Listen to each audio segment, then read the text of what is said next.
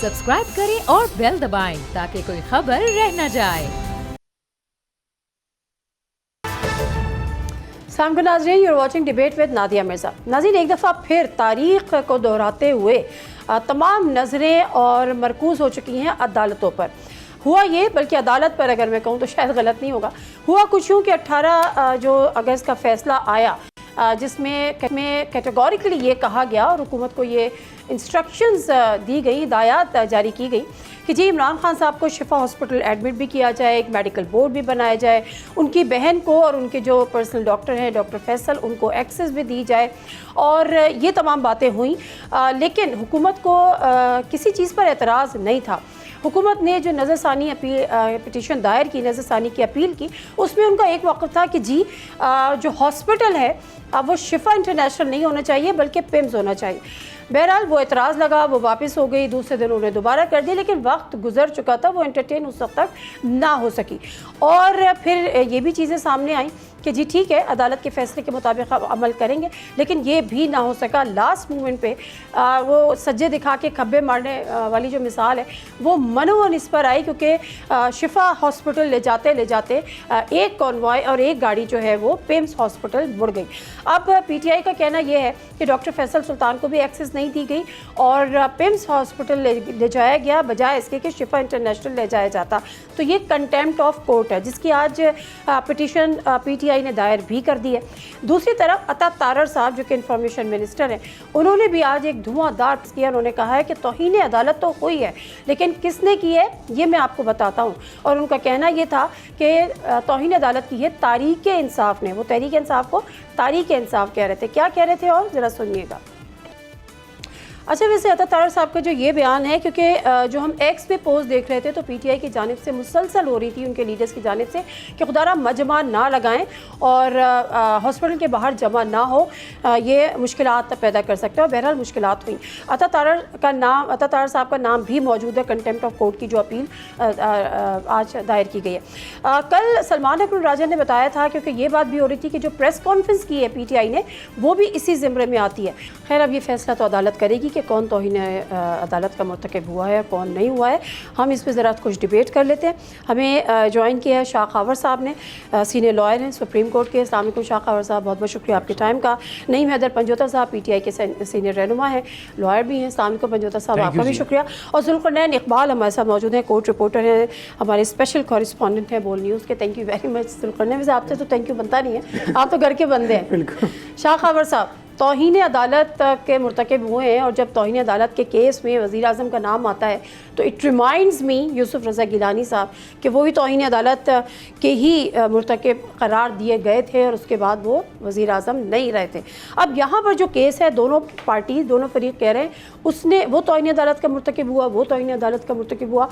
आपको क्या लगता है, कौन हुआ या दोनों हुए? देखिए, अगर तौहीन अदालत बनती है किसी पे, देखिए सुप्रीम कोर्ट हाई कोर्ट के पास आर्टिकल 204 के तहत किसी के हुकूक के ख़िलाफ़ भी है जो तौहीन अदालत की कार्रवाई की जा सकती है, लेकिन कानून के मुताबिक। और इसमें जो कानून है वो कंटेम्प्ट ऑफ कोर्ट ऑर्डिनेंस 2003 है। उसके तहत ये प्रोसीड करेंगे।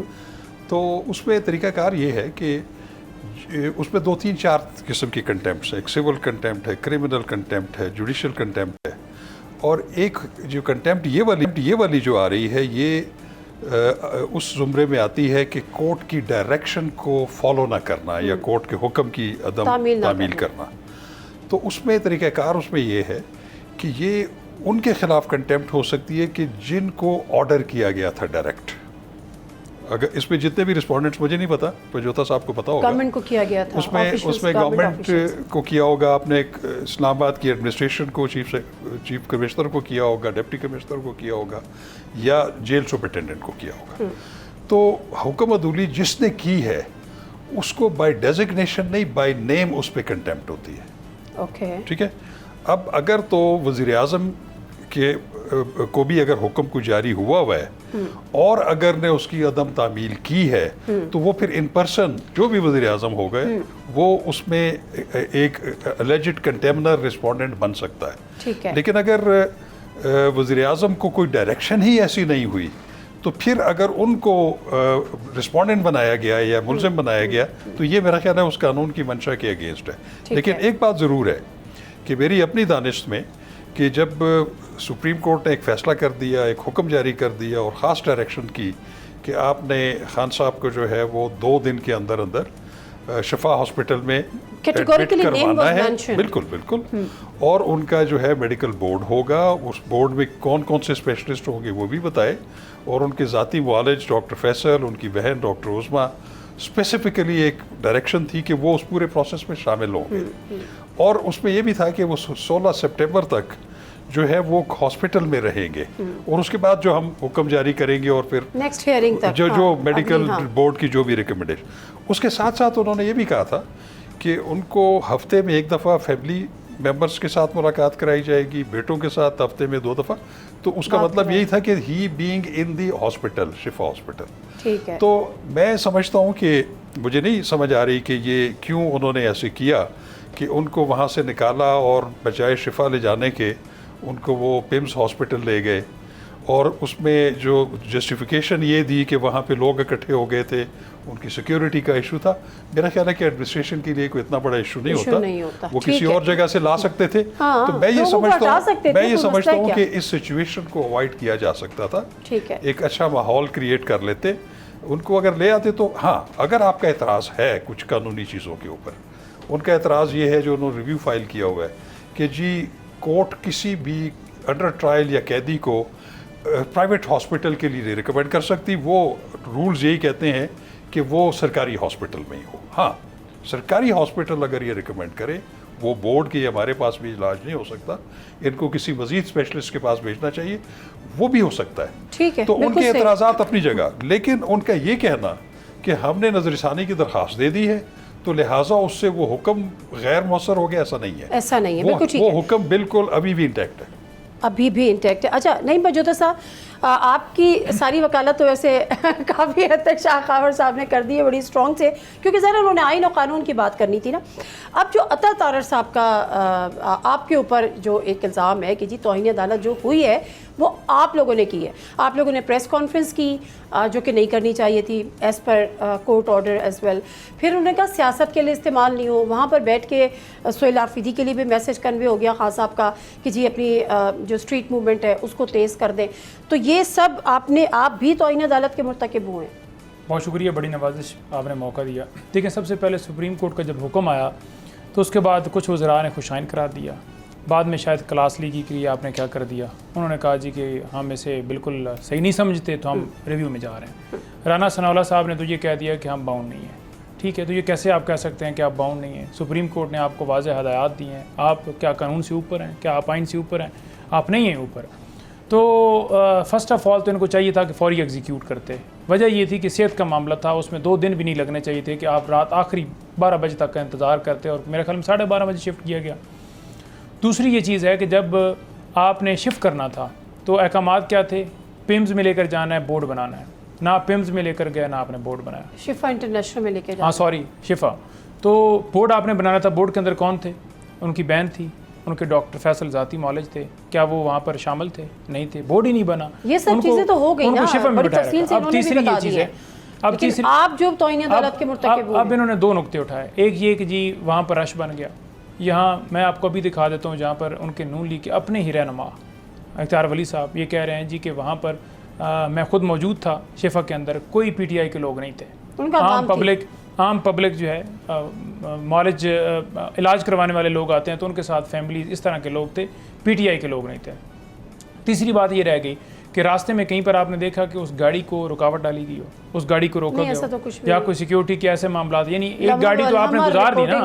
हाँ, मसला ये था कि लॉ एंड ऑर्डर की सूरत हाल, सिक्योरिटी के मामला ना, देखें वहाँ पर भी जो चंद लोग नजर भी आ रहे थे ना, पीटीआई का कोई बंदा आपने ओहदेदार भी देखा, आपने वाज़ेह ये क्लियर है, ये इसलिए क्लियर है। और अगर पीटीआई की हो भी देखिए ना, हो भी तो आप लोगों की लीडरशिप की तरफ से बार ये मैसेज कन्वे हो रहा था, ये तो जिक्र मैंने भी किया है। अब अपनी बात पे भी तो आ जाए। अब अगली बात ये रह गई कि देखें, जो उन्होंने कहा कि इन्होंने बात की, प्रेस टॉक की, प्रेस कॉन्फ्रेंस की, इमरान खान की बहन उनसे मिली, और जो उनको तकलीफ़ दी गई, जो धोखा किया गया, जो झूठ बोला गया, जो फ्रॉड किया गया, और जिस हालत के अंदर अपने भाई को देखा कि उसके ऊपर जो कुछ बीत रहा है, तो क्या उसके बाद एक बहन का ये भी हक नहीं बनता कि अपने भाई के हवाले से भाई को जो जुल्म सितम उसके साथ किया जा रहा है और जो रात को धोखा किया गया है उस पर बात ना करें। और सुप्रीम कोर्ट के अंदर ये हमने अंडरटेकिंग दी थी कि मेडिकल के ऊपर कोई गुफ्तगू नहीं होगी सियासी, ना पार्टी करेगी ना बहनें करेंगी। तो मेडिकल पे तो नहीं हुई, क्योंकि मेडिकल तो हुआ ही नहीं ना, बोर्ड बने ही नहीं है, नहीं, इलाज हुआ ही नहीं है। उनका ब्लड प्रेशर बताया गया कि उनका ब्लड प्रेशर 81/20 उनका ब्लड प्रेशर था, सिस्टोलिक डायस्टोलिक।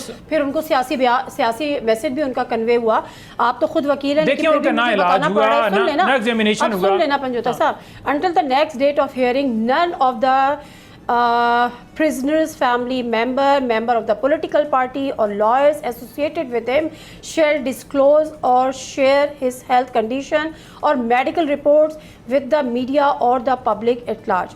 मेडिकल रिपोर्ट्स नहीं आई, लेकिन मेडिकली उस्मा साहिबा ने ये भी बताया कि वो फिट है। उन्होंने ये भी बताया कि उनका बीपी कितना था, सिस्टोलिक भी बताया, डायस्टोलिक भी बताया।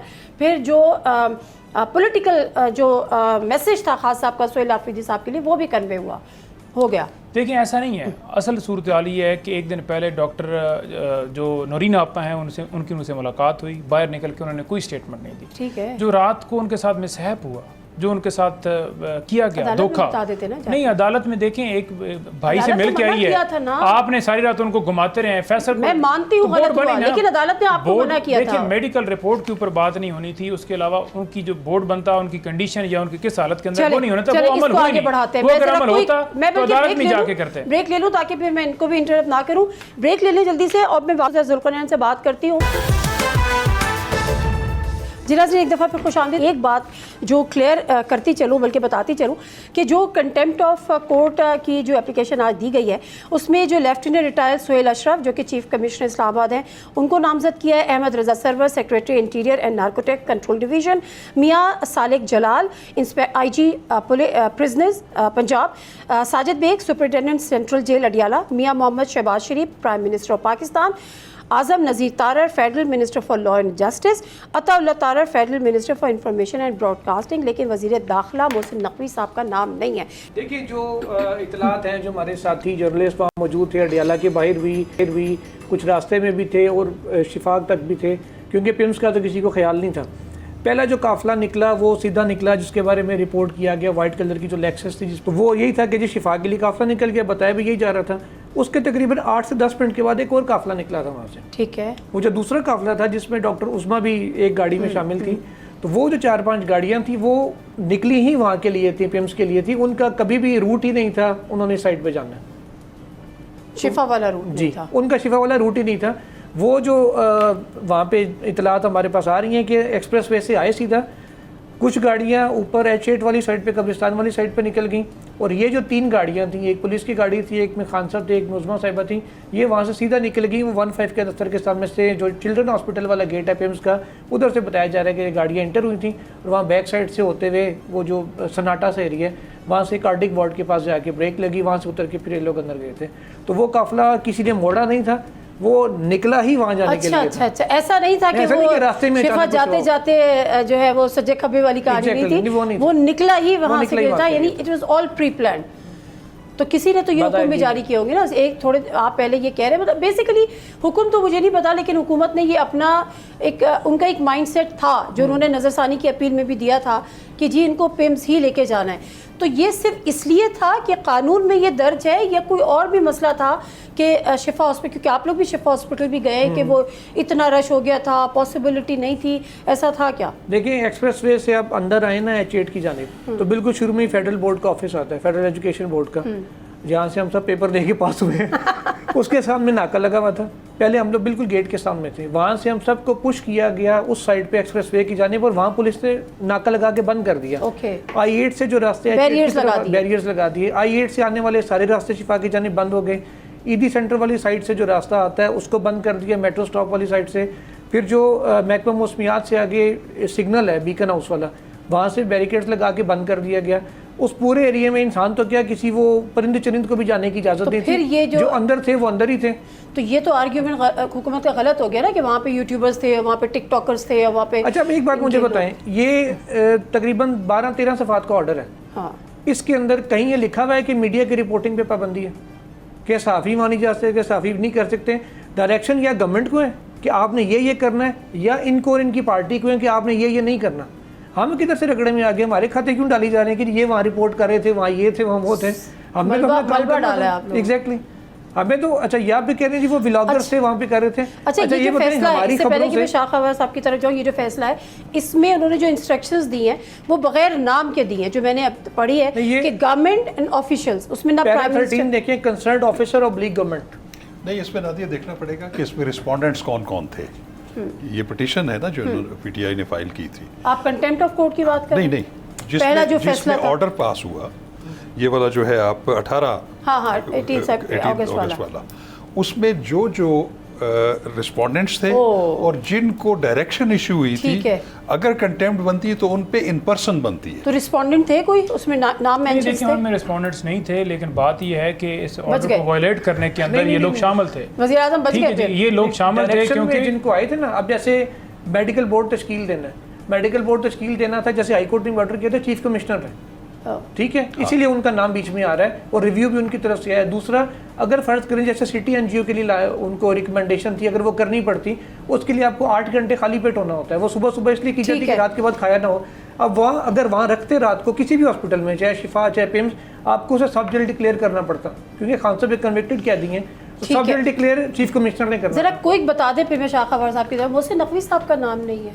देखिए मोहसिन नकवी साहब का नाम इसलिए नहीं डाला क्योंकि ये एक तो जो हमारे लॉयर्स हैं, जो लीडिंग लॉयर होता है उसने पटिशन तैयार करनी होती ठीक है। तो उनकी इसमें राय ये थी कि कोई भी स्टेटमेंट जैसे तताड़ ने दी हो, जैसे तताड़ ने दी है या उसके अलावा आज़म वज़ीर ताड़ ने दी है, उन जो मोहसिन नकवी साहब हैं उन्होंने कोई स्टेटमेंट नहीं दी। वज़ीर आज़म ने भी नहीं दी। ठीक है, वज़ीर आज़म को तो यूसुफ रज़ा गिलानी की उस केस की जो है पिछली उस तारीख की वजह से डाला गया, तो उन्होंने क्योंकि स्टेटमेंट नहीं दी तो इसलिए उनको नहीं डाला था। अगर उनके पास उनके कोई शवाहिद होते हमारे पास तो हमने उनको भी डालना था। उससे पहले मुख्तलिफ वज़ीर आज़म ने तो स्टेटमेंट भी नहीं दी। नहीं, वो यूसुफ रज़ा गिलानी की एक्चुअली मैं वही तो बात कर रही हूँ, वज़ीर आज़म ने भी नहीं दी। वो यूसुफ रज़ा आपको क्या लगता है किस वजह से नहीं डाला? यूसुफ रज़ा गिलानी जो थे वो तो एनआरओ केस में डायरेक्ट उनको खत लिखना था सोई अदालतों को, उन्होंने खत नहीं लिखा था, तो वो तो डायरेक्टली इन्वॉल्व थे ना, उनको इंस्ट्रक्शन जारी थी कि आप इसलिए आपको शाबाश अच्छा, शरीफ एक और साहब भी को चीज़ है, एक- एक और भी सवाल है कि चीफ कमिश्नर ने क्योंकि ये काम करना था उन्होंने नहीं किया, वो डायरेक्शन देते हैं सेक्रेटरी दाखिला से, सेक्रेटरी दाखिला से, सेक्रेटरी दाखिला को बना देगा स्टेटमेंट, सेक्रेटरी दाखिला का भी नहीं था, उसके ऊपर वजीर दाखिला थे, उनको छोड़ के उसके ऊपर प्राइम मिनिस्टर बन गए। तो ये बीच में एक बीच बंदा की नहीं है। एक ईंट गायब है। सेक्रेटरी दाखिला, देखिए सेक्रेटरी दाखिला को भी बनाया गया है देखिए, और बात वज़ीर ये आज़म को है। बुलाया गया क्यों नहीं? क्योंकि इन तमाम लोगों ने वॉलेशन के अंदर रोल अदा किया, तो जिन्होंने अदा किया हमने उनको पार्टी बनाया। इसमें शाह खबर साहब, एक सवाल आपसे इसमें फिर छोटा कंटेम्प्ट सा। में अबेटमेंट का कोई ऑफेंस नहीं है। हाँ। ये जिसने कंटेम्प्ट की उसी ने की है। हाँ। तो इसलिए मैं ये समझता हूँ कि ऐसी थोड़ी सी ओवर डूइंग्स नहीं करनी चाहिए इस पूरे सिनेरियो में। हाँ। मैं समझता हूँ कि ओवर डूइंग गवर्नमेंट की तरफ से भी हुई है और थोड़ी सी इधर से भी हुई है। अच्छा सॉरी, ये जो प्रेस कॉन्फ्रेंस वाली बात मैं उसी की बात हाँ, कर रहा हूँ। देखिए उसमें देखिए बात सुने, मेरा बड़ा एहतराम है डॉक्टर साहबा पे। डॉक्टर उस्मा जो थी वो आप समझ लें कि सुप्रीम कोर्ट की जानिब से वो मेडिकल बोर्ड की मेंबर थी नामजद, ठीक है। अब उन्होंने पता नहीं क्यों मुझे नहीं समझ आ रही कि प्रेस कॉन्फ्रेंस में उन्होंने उनको सेहतमंद भी करार दे दिया, फिट है। हाँ। और उन्होंने कहा कि मैंने खुद मेरे सामने उनका बीपी जो है वो 120/80 था और वो फिट है, ठीक है। वो तो यंग लोगों का भी नहीं होता आजकल इतना। नहीं, मैं समझता हूँ कि वो अभी जब वक्फे में बात कर रहे थे, जुल्करनैन अभी ये बात कर रहे थे कि इनको चाहिए ये था ज़रूर प्रेस कॉन्फ्रेंस करते, वो डॉक्टर उस्मा करती, उनके साथ और लोग भी करते, वो सिर्फ ये बताते कि हुक्म अदूली हुई है, बजाय शफा जाने के उनको उधर ले जाया गया, मुझे भी उधर ले जाया गया, डॉक्टर फैसल को भी उधर नहीं ले जाया गया, और ये उनका अदालत के हुक्म के मुताबिक अमल नहीं हुआ। बाकी हम बात जो है वो अदालत में तो मेरा ख्याल है कि Safe play कर लेते that ना। would have been quite reasonable। तो अगर वो मुकम्मल खामोश रहते ना, मुकम्मल खामोश रहते तो फिर लोगों ने पठा बिठा देना था इनका कि अता खुद एडमिट कर रहे हैं कि हम शिफा नहीं पिम्स लेके गए हैं, ये सारे क्यों चुप हैं। तो उनका थोड़ा सा बोलना इसलिए भी जरूरी तो था। वो कह रहे हैं ना, बस Yes, इतना बोलते, इतना बोल देते, बाकी वो अब पिटीशन ये में तो लिख ना देते। कहते ना फिट है। आप लोग का पूरा जो केस था वो उनकी अस्पताल हेल्थ के मेडिकल हवाले वो से खत्म था। हो गया फिर। नहीं, देखें। उस्मा साहबा डॉक्टर उस्मा आके कह रही थी कि वो फिट थे, और जो उन्होंने उनका ब्लड प्रेशर बताया दोनों, आई मीन डायस्टोलिक भी सिस्टोलिक भी, वो 120/80, मतलब ये तो बड़ा एक आइडियल है। आई विश के सबका हो। नहीं देखें, जो उन्होंने हेल्थ की बात की ना, उन्होंने कहा जी कि उस वक्त जो मौके पे टेस्ट हुआ उनका, फॉर एग्जांपल बीपी चेक हुआ, तो वो उनका जो है बीपी नॉर्मल था, हार्ट बीट भी उन्होंने कहा कि वो ठीक थी, लेकिन उनकी ना हार्ट बीट तेज़ होती है ना उनको बीपी का इशू था। इस वजह से किया गया क्योंकि 22 घंटे इमरान खान साहब को आइसोलेशन में रखा जाता है। और ये जो रिपोर्ट जमा कराई गई थी सुप्रीम कोर्ट के अंदर, उसमें लिखा गया था, डॉक्टर की रिकमेंडेशन थी कि इमरान खान साहब की आइसोलेशन दूर की जाए, इनकी मुलाकातें बढ़ाई जाएँ, इनको स्ट्रेस इसलिए है, बीपी का इशू ये है, हार्ट का प्रॉब्लम बना, फलानी चीज़ बनी, 7 से 8 बीमारी तो वहाँ दर्ज थी। अब जो सुप्रीम कोर्ट का ऑर्डर था वो एग्जामिनेशन का था कि मुकम्मल आपने एग्जामिनेशन करना है, बोर्ड बैठा है ना, बोर्ड बैठा ना, डॉक्टर फैसल थे ना उजमा थी ना उनका एग्जामिनेशन। अब एग्जामिनेशन के अंदर क्या होता है कि आप पूरे बॉडी के जो जितने भी आप सैंपल लेके, ब्लड सैंपल लेकर आप उसके टेस्ट करें, कोई उनके अंदर खाने के अंदर कोई चीज़ मिलाई जा रही है, कुछ और चीज़ है, क्योंकि जिन लोगों ने इमरान खान साहब के ऊपर कातलाना हमला किया हो, आप उनसे एक्सपेक्ट कर सकते हैं कि उनकी कस्टडी के अंदर इमरान खान की जान महफूज हो। जो बंदा फिट गया हो अंदर, अब देखिए ना, एक तरह की बीमारियां, आप कहते हैं इमरान खान साहब की उम्र 70+ है, आँख का इशू बन गया, तो बीबी की तो 70+ नहीं है, तो एक दोनों को एक तरह की बीमारी लगना, तो इससे सवालात, तो देखिए अदालत के अंदर सेटिस्फेक्शन हो जाती है, अदालत की, कौम की सेटिस्फेक्शन हो जाती है और फैमिली की हो जाती है। और इससे पहले शरीफ खानदान के प्लेटलेट्स गिरे भी नहीं थे, गिरा के झूठे उन्होंने लंदन तक इलाज कराया और आज कह रहे हैं जी कि हुकूमत के अलावा जिम्मेदार है भैया, आपने झूठी रिपोर्ट्स को कैसे देख लिया, आपने कैसे यकीन कर लिया? आपको पता है कि किसने उस वक्त रिपोर्ट बनाई गई थी, यास्मीन राशिद, ये सब इन्वॉल्व थे। देखिए वो इन्वॉल्व थे, तो लेकिन हमारी तरफ से फिर भी अच्छा जैसे शो कराया गया कि अगर जेली भी रिपोर्ट्स हैं, इसका प्रॉब्लम है, उनको कहेंगे तो फिर आप भी देखिए बात यह है कि ये तो हमदर्दी की बात है ना, कि फॉर एग्जांपल अगला बंदा चला रहा है कि नहीं मैं हूं और है नहीं, तो हम कह रहे हैं कि ठीक है कर दो, ठीक है, मतलब ये है कि आप उस पे पाबंदी लगा दें और आप खुद रिलीफ लेके बैठे। हाँ ठीक है, ब्रेक ले लेती हूँ, ब्रेक से वापस आते हैं। जो प्लेटलेट्स वाली मियां नवाज शरीफ साहब वाली बात है, गवर्नमेंट का एक आर्ग्यूमेंट ये भी है कि अगर हम उनको शिफा हॉस्पिटल, शिफा इंटरनेशनल के बदले पेम्स ले जाते तो फिर कैदियों की लाइन लग जाती कि जी हमें भी प्राइवेट में कराना है। लेकिन फिर सवाल वही है कि नवाज शरीफ साहब तो लंदन चले गए थे, क्या उसके बाद कोई एप्लीकेशंस आई थी कि जी हमें भी लंदन जाना है? ब्रेक लेते हैं, वापस आते हैं, स्टे विद अस। जी नाज़रीन, प्रोग्राम एक दफ़ा फिर आपको खुशामदीद है। शाह खबर साहब, हुकूमत को किसी चीज़ पे एतराज़ नहीं था, उनका हम शिफ्ट भी कर देंगे, हम मेडिकल बोर्ड भी बना देंगे, ऑल्दो कि नहीं बनाया, ये सब कुछ भी नहीं किया। जो एतराज़ था वो सिर्फ ये था कि जी शिफा इंटरनेशनल नहीं हो सकता, पेम्स होगा, क्योंकि कैदियों का इलाज पेम्स में होता है। और फिर उसकी जो तौजी थी, जो वजह बताते थे कि जी फिर एक लाइन लग जाएगी, तो क्या नवाज शरीफ साहब को ठीक है पहले सरकारी अस्पताल, लेकिन उसके बाद उनको लंदन भेज दिया गया। क्या कोई कैदियों की लाइन, कोई लिस्ट सामने आई कि साढ़े भी लंदन भेजो? मेरा ख्याल है कि मेरे इनमें तो नहीं है, लेकिन एक बात, ये आर्ग्यूमेंट लगता है आपको कोई स्ट्रॉन्ग था, है गवर्नमेंट का? देखिए मैं आपको एक बात सीधी सी है कि एक ऑर्डर है, आपको उस पर एतराज़ है, आप समझते हैं कि उसमें कोई कानूनी सुकम है, लॉ नहीं फॉलो किया गया, लेकिन उसका ये मतलब नहीं है कि आप उसको इम्प्लीमेंट ना करें। पहले आप उसको इम्प्लीमेंट करते, अगले दिन जाके एक रिव्यू पिटिशन फाइल करते कि हम बड़े एहतराम से आपको ये बात करते हैं कि आपके इन हुक्म में सुकम है कि आपने जो डायरेक्ट ऑर्डर कर दिया है कि ये प्राइवेट हॉस्पिटल में ले जाया जाए, हमारा लॉ ये कहता है, प्रिजन रूल्स ये कहते हैं कि किसी भी अंडर ट्रायल या प्रिजनर को जो है अगर कोई मेडिकल का कोई मसला लाहक हो और उसमें बोर्ड बनना हो, तो वो फिर गवर्नमेंट के जो हॉस्पिटल का जो एक रिकग्नाइज्ड बोर्ड है वो ही उस पर कर सकता है। ये बात तो उनकी लॉजिकल है, लेकिन मैं ये समझता हूँ कि एक सुप्रीम कोर्ट ने ऑर्डर पास किया और उसमें सेहत का मसला है, और उन्होंने माइंडफुल होते हुए कि उनकी सेहत शायद डिटेरियोरेट कर रही है, तो आप वो 2 दिन का टाइम भी उन्होंने इसलिए दिया कि आप इसमें जितने भी सिक्योरिटी प्रॉब्लम्स हैं, लॉजिस्टिक्स हैं, उनको लाना ले जाना, उनकी आप तैयारी कर लें, ठीक है, अदरवाइज कोर्ट उस दिन भी ऑर्डर कर सकती थी। Exactly. तो मैं ये कहता हूँ कि जहाँ पे सेहत का इशू है उनको फ़ौरन ले आते, अगले दिन रिव्यू पिटिशन फाइल करते, बड़े एहतराम से उनको कहते कि इसको लगाएं, और ये कानूनी, क्योंकि रिव्यू कहाँ पे आता है, रिव्यू सुप्रीम कोर्ट के एक अबूरी या फाइनल हुक्म के ख़िलाफ़ आ सकता है जिसमें वो ये कहें कि इसमें आपने एक कानूनी गलती की है जिसको दुरुस्त करना ज़रूरी है, और रिव्यू पिटिशंस अलाउ भी हो जाती है, ठीक है।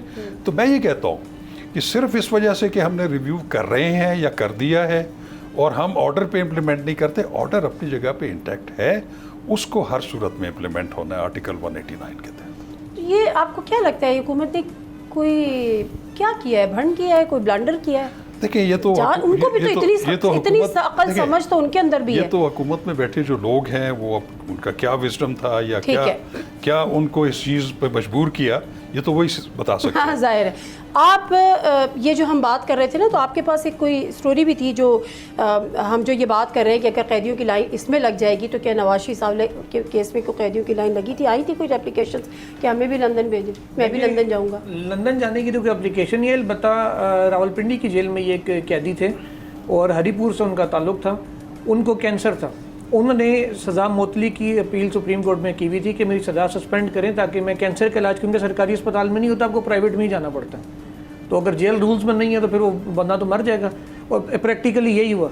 उसकी अपील सुप्रीम कोर्ट में जिस दिन लगी तो अली इमरान शाह साहब जो सेक्रेटरी सुप्रीम कोर्ट बाहर रहे हैं साहब का, वो उसके वकील थे। वहाँ पे मैं खुद कोर्ट में खड़ा हुआ था, इजाजुल हसन साहब का बेंच था, तो उन्होंने जब अपील लगी कि जी काउंसिल आर्गूमेंट्स करें, उन्होंने कहा जी इस बंदे की अपील है कि इलाज कराया जाए, सजा सस्पेंड की जाए। 2 साल पहले इसकी डेथ हो गई। डेथ हुए भी 2 साल गुजर चुके थे, फिर उसकी अपील लगी थी। नहीं पंजोता साहब, अब अगला लाहेमल आपका क्या होगा? ये जो कंटेम्प्ट ऑफ कोर्ट है, अब मेरा ख्याल लग भी गई है, एंटरटेन तो हो गई है, नंबर जारी कर दिया है, डायरी नंबर लगा खाली, डायरी नंबर। हाँ, तो कब तक आप एक्सपेक्ट कर रहे हैं? और वो जो बात हो रही है कि जी बेंच इस वक्त पूरा नहीं है, क्योंकि वही बेंच शायद सुनता है जिसने फैसला दिया हो। देखिए जी, फ़र्स्ट ऑफ़ ऑल तो हमारी ये सदा है कि उसी बेंच के पास मामला जाए कि जिसने पहले इस पे ऑर्डर पास किया, ताकि उसको हक़ाइक़ भी पता है, और उन्होंने ज़बरदस्त ऑर्डर भी दिया। आर्टिकल 187 जो आइन का है वो कंप्लीट जस्टिस देने का सुप्रीम कोर्ट को भी और आइनी कोर्ट को ये इख्तियार देता है, तो उसके मुताबिक उन्होंने आर्टिकल 187 जो है उसके मुताबिक उन्होंने पूरा इख्तियार इस्तेमाल किया और कंप्लीट जस्टिस जो है वो दिया। दूसरी ये चीज़ है, देखें कि जो रूल 197 है, जो प्रेजेंट रूल 1978 है पाकिस्तान का, उसके मुताबिक कहीं पर बार नहीं है कि आप सरकारी हॉस्पिटल से के अलावा प्राइवेट हॉस्पिटल के अंदर इलाज नहीं करा सकते। तीसरी ये चीज़ है कि नेल्सन मंडेला रूल्स जो यूनाइटेड नेशन के रूल्स बनाए गए थे जिसमें पाकिस्तान ने वोट दिया था, उसके मुताबिक भी ये है कि कोई कैदी अगर कैद है तो उसके हकूक़ सलब नहीं होते, वो प्राइवेट हॉस्पिटल से इलाज करा सकता है, उसके वही हकूक़ हैं जो एक आज़ाद शहरी के हैं। अब मैं आज़ाद हूँ, मैं किसी जगह से करा सकता हूँ, तो इसी तरह उसके भी हकूक़ हैं। चौथी ये चीज़ रह गई कि जो बात की गई थी कि ये जो डॉक्टर्स हैं, प्राइवेट जो बोर्ड बनेगा वो सरकारी डॉक्टर्स के ऊपर मुश्तमिल होगा, तो जो शरीफ सिटी था, मेडिकल सिटी था, उनकी रिकमेंडेशन, उन डॉक्टर्स की रिकमेंडेशन के ऊपर ही नवाज शरीफ साहब को जाती उम्रा लेकर जाया गया था। उस वक्त उन्होंने रिकमेंडेशंस दी थी और उस वक्त हुकूमत ने फिर काबीना में फैसला हुआ, फिर बाहर भी जाने की इजाज़त मिली, तो वहाँ भी प्राइवेट डॉक्टर्स ने इजाज़त रिकमेंडेशन दी थी और शिफ्ट किया गया था, और वहाँ ICU बनाया गया। फिर वहाँ उनके ज़ाती मौलवी थे, वहाँ उनके जो है नर्सें थीं, मुलाकातें जितनी वो करना चाह रहे होते थे उतनी मुलाकातें करते थे। अगली बात ये रहेगी कि जो प्रेस कॉन्फ्रेंस की बात की जा रही है कि बहनों ने प्रेस कॉन्फ्रेंस क्यों की, तो भंडारी साहब से जब मशवरा हुआ तो उन्होंने यही कहा कि ये तमाम हक़ाइक़ हमने पटिशन के अंदर भी लेकर आने, आप इसके ऊपर जो है बिल्कुल बताएं कि रात को सारा वाक़यात हुए क्या, उन वाक़यात का जिक्र हमने करना है। अगर मेडिकल बोर्ड बनता, उनका प्रॉपर ट्रीटमेंट होता, इलाज होता, उसकी रिपोर्ट होती जो सुप्रीम कोर्ट में जमा करानी थी, तो फिर तो हम बिल्कुल खामोशी भी इख्तियार करते और रिपोर्ट उठा के वहाँ कर दी जाती। तो जो रात को 2 नंबरी की गई है उसको आपने जाके बताना है, तो हमने उसी मुताबिक जाके किया। अब अगर पटिशन भी दायर करते तो हक़ाइक़ इनके ज़रिए आ जाते, आ तो जाने ही थे। लोगों ने सुप्रीम कोर्ट का ऑर्डर था कि रिपोर्ट जमा करानी है, तो वो ऑर्डर ही नहीं इम्प्लीमेंट हुआ, रिपोर्ट फिर क्या रहेगी बात? ये बात ठीक है। अच्छा, बेंच के हवाले से एक बात बता दूं, अगले हफ्ते का जो ड्यूटी रोस्टर है जजेस का, शाहिद वहीद साहब जो इस बेंच के सरबराह थे वो लाहौर में आयशा मलिक साहिबा के साथ एक बेंच का हिस्सा है, जबकि बाकी 2 मोअज़्ज़ज़ जज साहिबान थे, एक इश्तियाक इब्राहिम साहब और दूसरे जो थे नईम अफ़गान साहब, ये दोनों इस्लामाबाद में बेंचेस कर रहे हैं। अच्छा, इसके बावजूद केस की हेयरिंग हो सकती है, वो कैसे हो सकती है? वही बेंच कर सकता है। आपको याद होगा ईरान अमेरिका मुज़ाकरात में इस्लामाबाद में लॉकडाउन था, इवन के जजेस जो अपने घरों को लाहौर कोई पिशावर गया था वो वहाँ पे स्टक हो गए थे, वापस आ नहीं सके थे। उस वक्त याहिया अफरीदी साहब ने जब पूरा रेड जोन सील था वो तब भी समातें करते थे।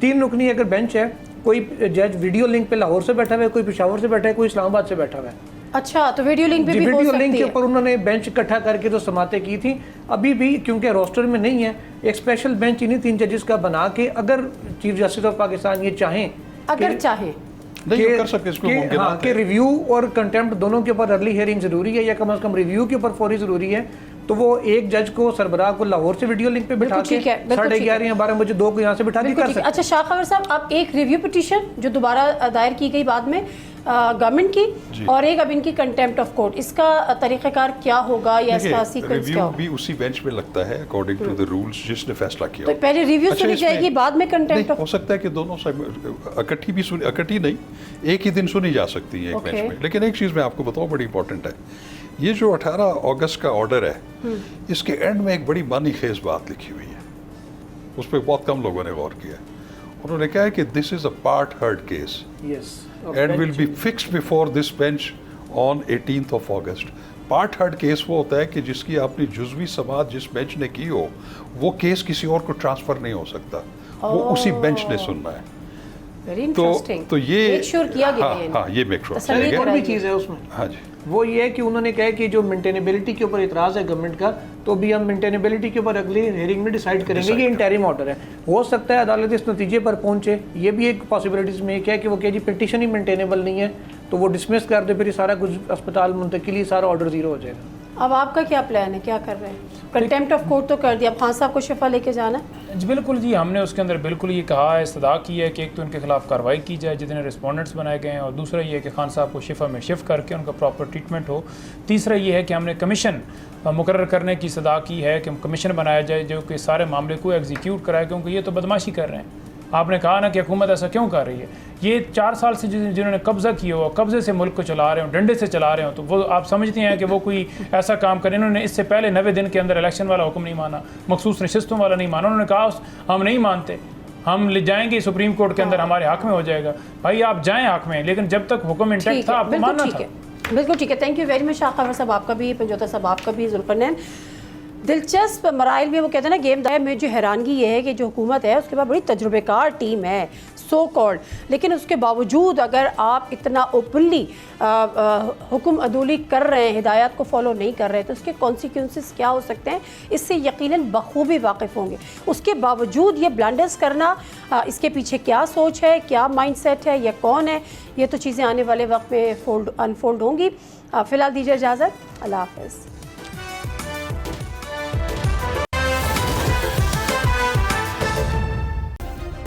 सब्सक्राइब करें और बेल दबाएं ताकि कोई खबर रह न जाए।